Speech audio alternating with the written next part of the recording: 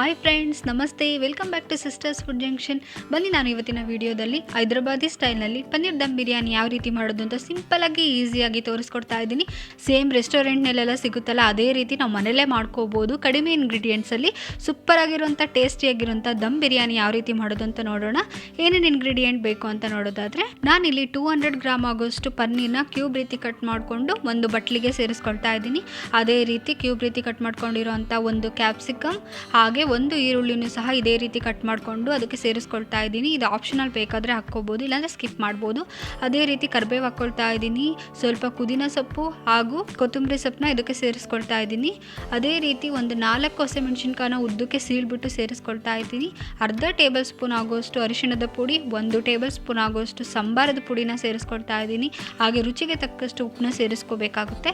ನಂತರ 1 table spoon ಆಗೋಷ್ಟು ಖಾರದ ಪುಡಿನ ಸೇರಿಸ್ಕೊಳ್ತಾ ಇದ್ದೀನಿ. ಒಂದು 3 ಟೇಬಲ್ ಸ್ಪೂನ್ ಆಗೋಷ್ಟು ಮೊಸರನ್ನ ಸೇರಿಸ್ಕೊಳ್ತಾ ಇದ್ದೀನಿ. ನಂತರ 1 ಟೇಬಲ್ ಸ್ಪೂನ್ ಆಗೋಷ್ಟು ಗರಂ ಮಸಾಲಾನ ಇದಕ್ಕೆ ಸೇರಿಸ್ಕೊಳ್ತಾ ಇದ್ದೀನಿ. 1.5 ಟೇಬಲ್ ಸ್ಪೂನ್ ಆಗೋಷ್ಟು 1 to 3 ಫ್ರೈಡ್ ರೈಸ್ ಮಸಾಲ ಹಾಕ್ಕೊಳ್ತಾ ಇದ್ದೀನಿ, ಫ್ಲೇವರ್ ಚೆನ್ನಾಗಿರುತ್ತೆ. ಅದೇ ರೀತಿ 1.5 ಟೇಬಲ್ ಸ್ಪೂನ್ ಆಗೋಷ್ಟು ಶುಂಠಿ ಬೆಳ್ಳುಳ್ಳಿ ಪೇಸ್ಟ್, ಅರ್ಧ ಟೀ ಸ್ಪೂನ್ ಆಗೋಷ್ಟು ಸಕ್ಕರೆನ ಸೇರಿಸ್ಕೊಳ್ತಾ ಇದ್ದೀನಿ. ಸೇರಿಸಿದ ನಂತರ ಎಲ್ಲ ನೀಟಾಗಿ ಒಂದ್ಸರಿ ಮಿಕ್ಸ್ ಮಾಡ್ಕೋಬೇಕಾಗುತ್ತೆ. ಹಾಕಿರೋಂಥ ಮಸಾಲ ಎಲ್ಲ ಪನ್ನೀರಿಗೆ ನೀಟಾಗಿ ಅಂಟ್ಕೋಬೇಕು, ಅಲ್ಲಿವರೆಗೂ ಮಿಕ್ಸ್ ಮಾಡಿಕೊಂಡ್ರೆ ಸಾಕಾಗುತ್ತೆ.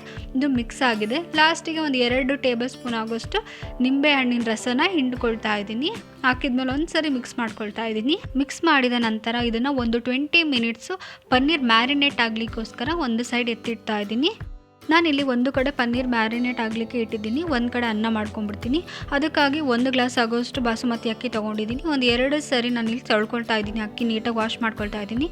ನಂತರ ನೀರು ಹಾಕ್ಬಿಟ್ಟು ಒಂದು 15 ನಿಮಿಷಗಳ ಕಾಲ ಅಕ್ಕಿನ ನೆನೆಸ್ಕೊಳ್ತಾ ಇದ್ದೀನಿ. ಅಕ್ಕಿ ನೆನೆಸೋದ್ರಿಂದ ಅನ್ನ ಚೆನ್ನಾಗಾಗುತ್ತೆ, ಸಾಫ್ಟಾಗುತ್ತೆ. ಹಾಗಾಗಿ ನಾನಿಲ್ಲಿ ಒಂದು ಪಾತ್ರೆಯಲ್ಲಿ ಬಿಸಿನೀರನ್ನ ಕಾಯಿಸ್ಕೊಂಡಿದ್ದೀನಿ. ಇದಕ್ಕೆ ಒಂದು 2 ಪಲಾವ್ ಎಲೆನ ಸೇರಿಸ್ಕೊಳ್ತಾ ಇದ್ದೀನಿ. ಒಂದು 2 ಚಕ್ಕೆ ತುಂಡು, ಒಂದು 2 ಏಲಕ್ಕಿ, 1 ಕೊಂಡಿ ಮೊಗ್ಗು, ಹಾಗೆ ಜಾಪತ್ರೆ, ಒಂದು 6ರಿಂದ 7 ಲವಂಗ, ಒಂದು 6ರಿಂದ 8 ಮೆಣಸು, ಹಾಗೆ ಜೀರಿಗೆ, ಸೋಂಪು, 1 ಟೇಬಲ್ ಸ್ಪೂನ್ ಆಗೋಷ್ಟು ಎಣ್ಣೆನ ಇದಕ್ಕೆ ಸೇರಿಸ್ಕೊಳ್ತಾ ಇದ್ದೀನಿ. ಒಂದು 2 ನಿಮಿಷಗಳ ಕಾಲ ಆದರೂ ಕುದಿಸ್ಕೋಬೇಕಾಗುತ್ತೆ. ನಾನಿಲ್ಲಿ ಕುದಿಯೋ ಮೂಮೆಂಟಲ್ಲಿ ನೆನೆಸಿರೋಂಥ ಅಕ್ಕಿನ ಸೇರಿಸ್ಕೊಳ್ತಾ ಇದ್ದೀನಿ. ಒಂದು 5 ಮಿನಿಟ್ಸ್ ಇದನ್ನು ಮೀಡಿಯಮ್ ಫ್ಲೇಮ್ನಲ್ಲಿ ನಾವು ಬೇಯಿಸ್ಕೋಬೇಕಾಗುತ್ತೆ. ಒಂದು 70% ಅಕ್ಕಿ ಬೆಂದಿದ್ರೆ ಸಾಕು. ಸ್ಟವ್ನ ಆಫ್ ಮಾಡ್ಕೊಂಡ್ಬಿಟ್ಟು ನೀವು ಬಸ್ಕೋಬೇಕಾಗುತ್ತೆ.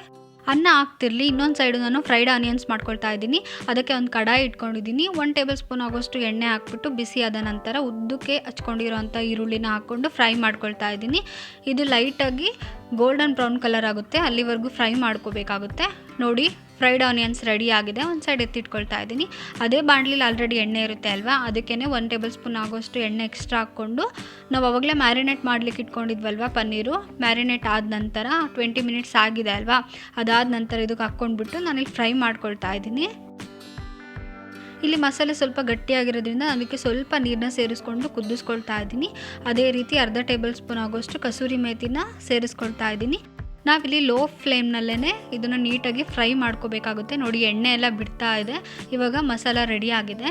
ನೋಡಿ, ಇಲ್ಲಿ 70% ಅನ್ನ ಬೆಂದಿದೆ. ಮಿಕ್ಕಿದ್ದು ಇಲ್ಲಿ ಒಳಗಡೆ ನಾವು ಹಾಕಿದಾಗ ಅದು ಬೆಂದ್ಕೊಳ್ಳುತ್ತೆ.